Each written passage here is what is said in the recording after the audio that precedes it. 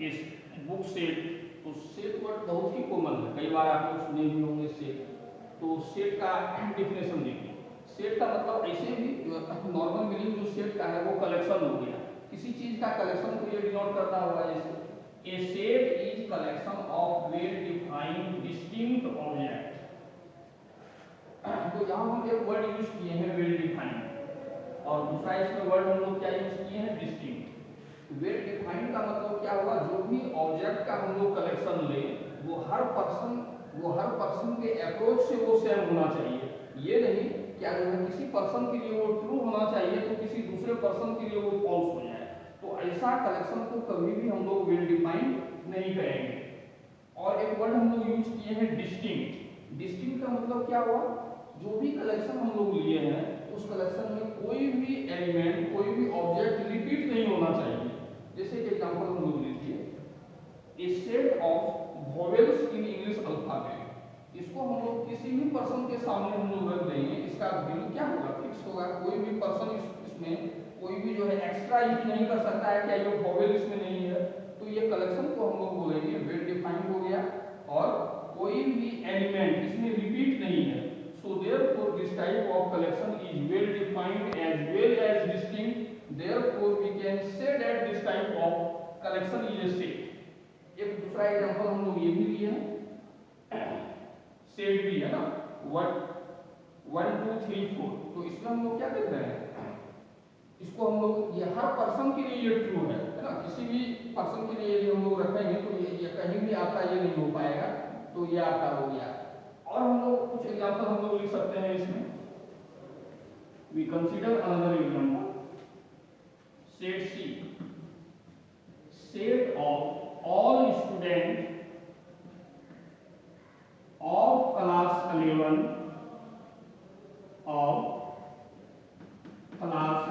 in 2020।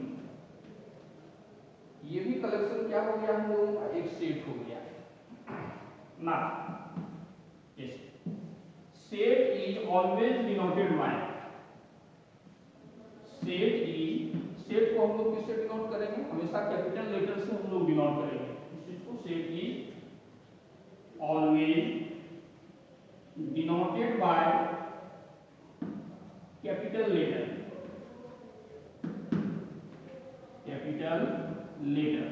जैसे capital A, capital B, C, इस तरह से कोई भी कैपिटल लेटर यूज करके आप सेट को डिनोट कर सकते हैं।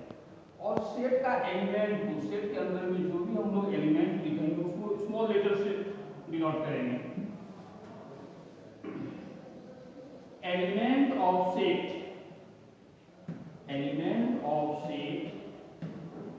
is always denoted by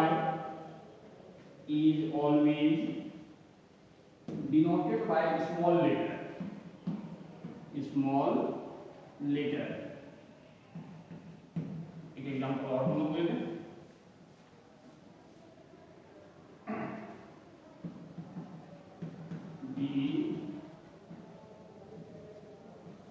ये भी एक सेट हो गया जिसमें इस सेट को हम लोग कैपिटल लेटर से डिनोट कर दिया और इसके एलिमेंट को स्मॉल लेटर से। जैसे कि और स्मॉल ए सेट ए में प्रेजेंट है तो हम लोग इसको क्या लिखेंगे, स्मॉल ए बिलोंग टू ए। सी भी इस सेट में प्रेजेंट है तो हम लोग क्या लिख सकते हैं, सी बिलोंग टू ए। जे इस सेट में, जी इस सेट में नहीं है तो इसको हम लोग लिख सकते हैं जी डज नॉट बिलोंग टू ए। तो एक नया सिंबल एक डेवलप हम लोग कर लिए, तो इस सिंबल को हम लोग क्या पढ़ेंगे, belong to.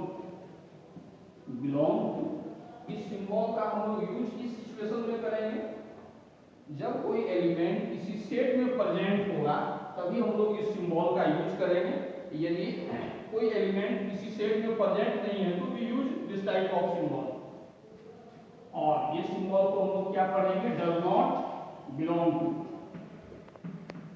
Does not belong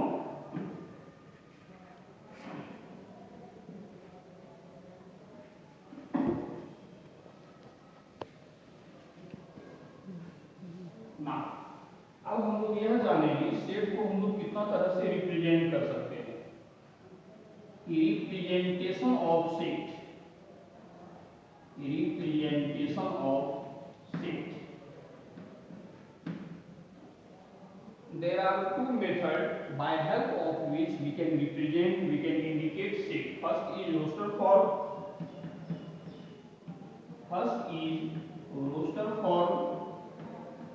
और इसको और क्या हम लोग लिख सकते हैं, tabular form, tabular form. Second method क्या है सेट को रिप्रेजेंट करने का, set builder form, set builder form.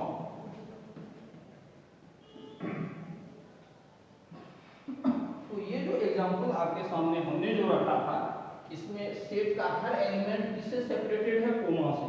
तो सेट को रिप्रेजेंट करने का ये जो पैटर्न हुआ, ये जो फॉर्म हुआ, इस फॉर्म को हम लोग क्या बोलेंगे, रोस्टर फॉर्म बोलेंगे। इसी चीज को आप लिखिए, roster form. In this form,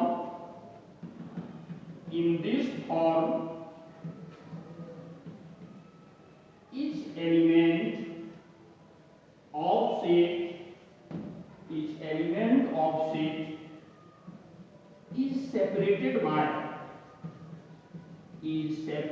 by comma, comma से ये सेपरेटेड होगा। जैसे एग्जांपल,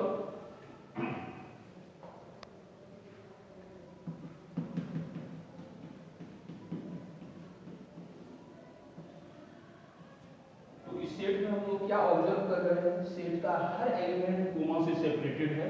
तो सेट को रिप्रेजेंट करने का ये जो पैटर्न हुआ, ये जो तरीका हुआ, इस तरीका को हम लोग क्या बोलेंगे, रोस्टर फॉर्म। अब हम लोग सेट बिल्डर फॉर्म पर आते हैं। तो सेट बिल्डर फॉर्म में हम लोग क्या करते हैं, इस सेट का प्रॉपर्टी को लिखते हैं। इस सेट में आखिर क्या प्रॉपर्टी है, इस सेट का आखिर नेचर क्या है, उसी चीज को हम लोग इंप्लीमेंट करते हैं, उसी को हम लोग बोलेंगे set builder form. Second, set builder form. In this form,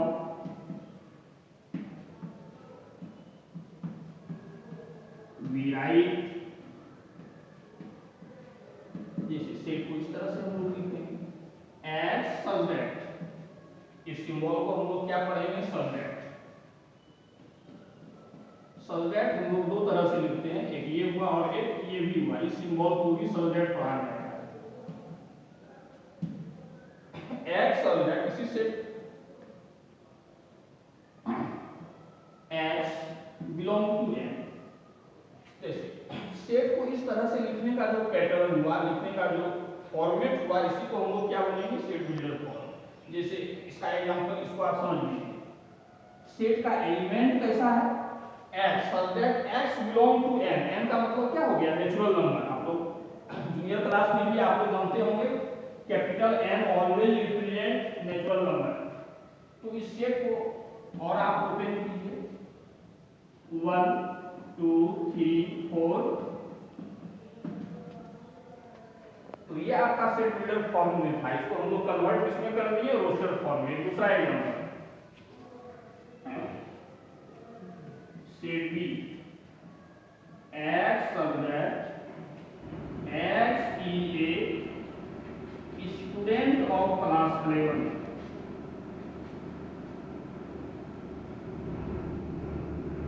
ये भी आपका सेट बिल्डर फॉर्म हो गया।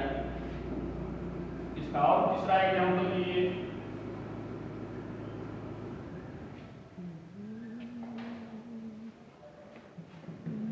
x such that x is a multiple of 3, multiple of 3। तो इस सेट का एलिमेंट किस नेचर का है, इस सेट का एलिमेंट उस नेचर का है, वो एलिमेंट आपका क्या होना चाहिए, 3 का मल्टीपल में होना चाहिए। इसको भी हम लोग कन्वर्ट कर सकते हैं रोस्टर फॉर्म में, जैसे 3 9 12। ये हो गया roster form. This is our set builder form. I hope you all understand very well what is the differences between set builder form and roster form.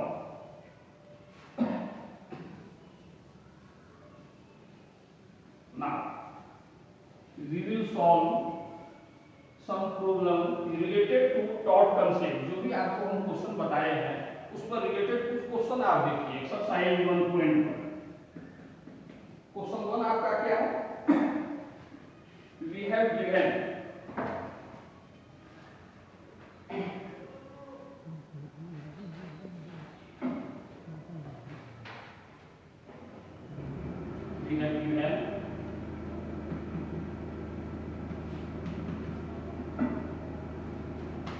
a collection of एक set है, a collection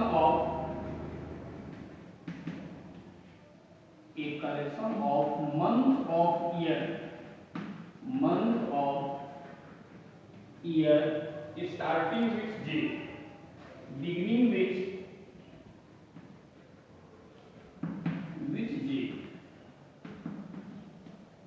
इस question में हम लोगों को करना क्या है? इस क्वेश्चन में यह हम लोगों को वेरीफाई करना है ये जो भी कलेक्शन है वो सेट है या नहीं। तो अब यहाँ से बात क्वेश्चन को आप इसे देख लीजिए, a collection of month of year beginning with the J. तो जे से स्टार्ट होने वाला कौन कौन सा मंथ है? जनवरी हो गया, जुलाई हो गया और जून हो गया। तो इसको आप लिख लीजिए, जनवरी,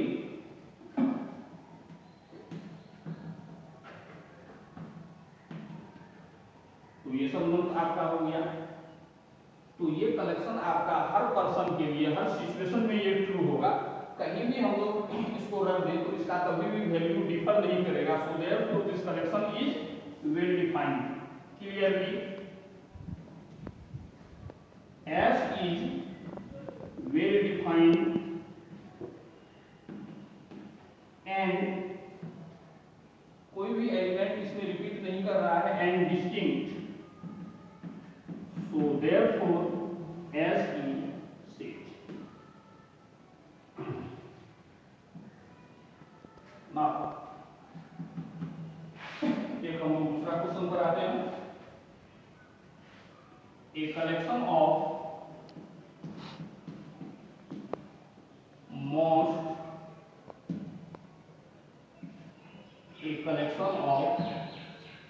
most talented writer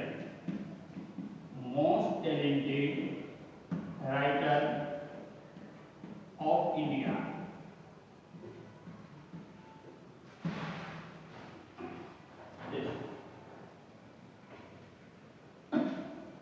जैसे एक collection of most talented writer, जैसे मान लीजिए किसी पर्सन के नजर में, किसी पर्सन के अप्रोच में कोई टैलेंटेड आपका होगा, कोई किसी दूसरे पर्सन के अप्रोच में कोई और टैलेंटेड हो सकता है। तो ये जो कलेक्शन है ये पर्सन टू पर्सन ये डिफर कर रहा है, इसलिए ये कलेक्शन आपका क्या हो गया?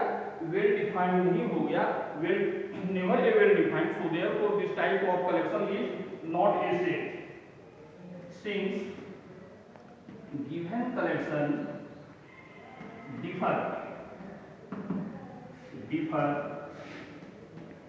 for person to person। So therefore this collection is not well defined, this collection is not well defined। जब ये वेल डिफाइंड नहीं है तो इसको हम लोग कभी भी सेट का कैटेगरी में नहीं रख सकते। So therefore it is not a set।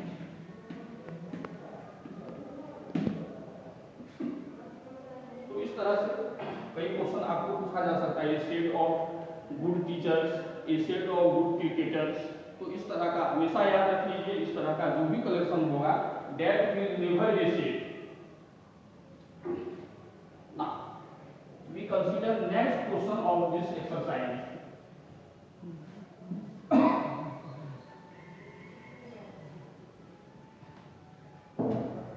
We have given set A equal to, एक सेट हम लोगों को दिया हुआ है।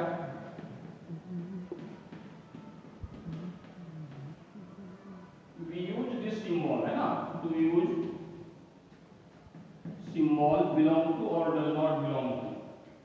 आपको हम पहले ही बताए थे ये सिंबल का यूज हम लोग कहाँ करेंगे? जब कोई एलिमेंट किसी सेट में प्रेजेंट होगा। ये सिंबल का कहाँ हम लोग यूज करेंगे? जब कोई एलिमेंट किसी सेट में प्रेजेंट नहीं होगा, then we use does not belong to.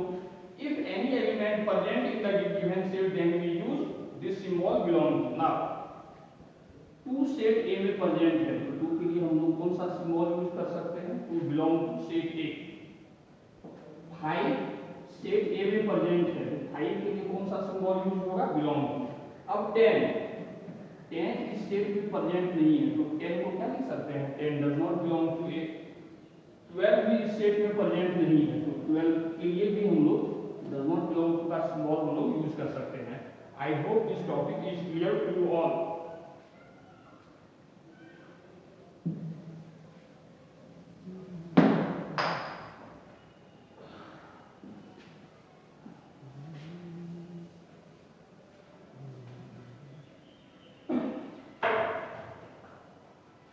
Now we consider another question. We have given set A x such that x belong to integer n. X is integer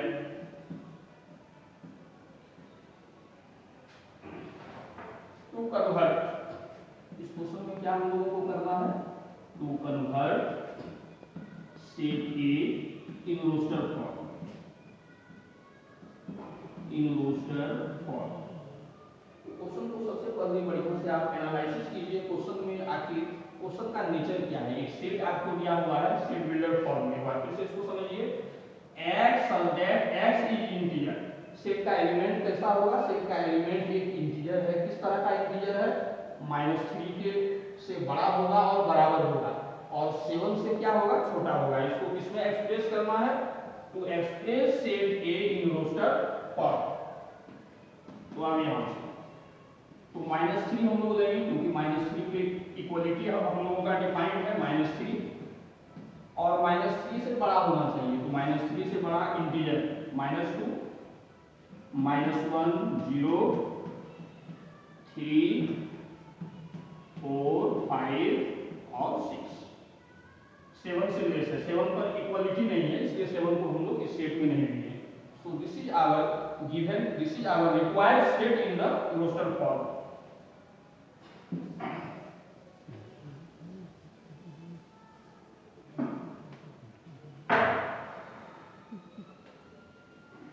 Now we consider another question. As we have given this sheet 3 6 9 12। इसको क्या करना है इस question में? To convert S in roster form. Just opposite है जो चीज हम लोग उस क्वेश्चन में किए थे। इस क्वेश्चन में क्या दिया हुआ था? सेट बिल्डर में दिया हुआ था, हम लोग कन्वर्ट किए थे रोस्टर में। इस क्वेश्चन में हम लोगों को क्या दिया हुआ है? इस क्वेश्चन में हम लोगों को रोस्टर में दिया हुआ है, सेट बिल्डर में कन्वर्ट करना है। तो क्वेश्चन को एक बार फिर से आप समझिए। एक सेट है 3 6 9 और 12। इस सेट में आखिर क्या है?